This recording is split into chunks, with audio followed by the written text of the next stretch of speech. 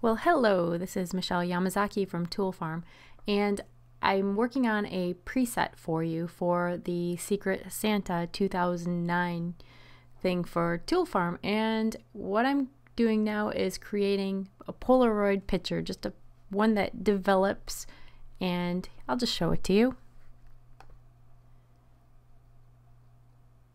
There's no shaking going on. So they move in 3D space. I didn't use any third-party plugins to do this, which is unlike me because I normally do. But it's very easy to replace your own photos with my photos, and I'm going to just quickly walk you through how to do that.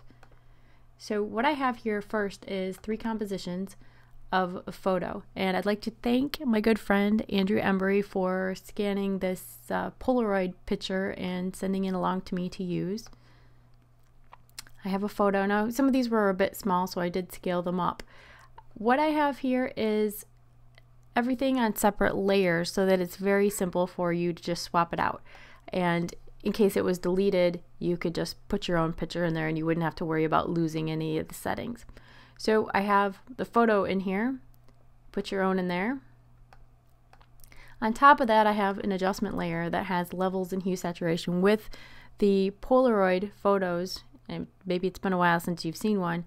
A lot of times they have a little yellowish tint to them after a while, after they get old. Often they have the saturation is a bit higher than a normal photo. And also your blacks will be a bit more crushed. So if I toggle this on and off, you'll see that that photo is quite a bit more flat looking than after the adjustments. Now maybe I overdid it a little bit, but whatever.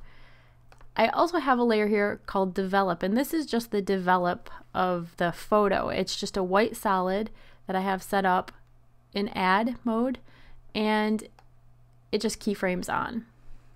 That can be adjusted. Just slide around the keyframes to adjust your timing. I have these all set at different times so they don't all develop at once. And then on top of that, I have the Polaroid PSD file that Andrew sent me with a masking it out. I could have keyed it out. I could have went back to the Photoshop and deleted the black layer, but I did not. I just put a mask around it. Easy enough. So what I did was duplicate that 3 times and swap out the photo, make adjustments to the levels and hue saturation, and slide around the develop time so that they were all offset a bit.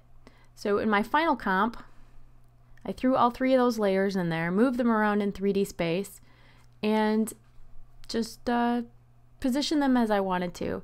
And the background is also in 3D space. You can see my positions, and there is oh, that's right, I did use one of the presets, the drift over time preset, right here under behaviors. And I went in and I just modified the numbers a bit so that they don't all move at the same direction. And I threw on a camera and some lights. The background is simply a ramp, just a gray to black ramp with a bit of fractal noise over top of it. I made sure that the background was, and the Polaroids for that matter, are accepting shadows. And that's about it. So it's very easy. When you get this preset, you won't have my photos in there. What you'll have are placeholders. You can just take those placeholders and replace them with your own photos. Easy enough. Thanks a lot, and happy holidays from Tool Farm.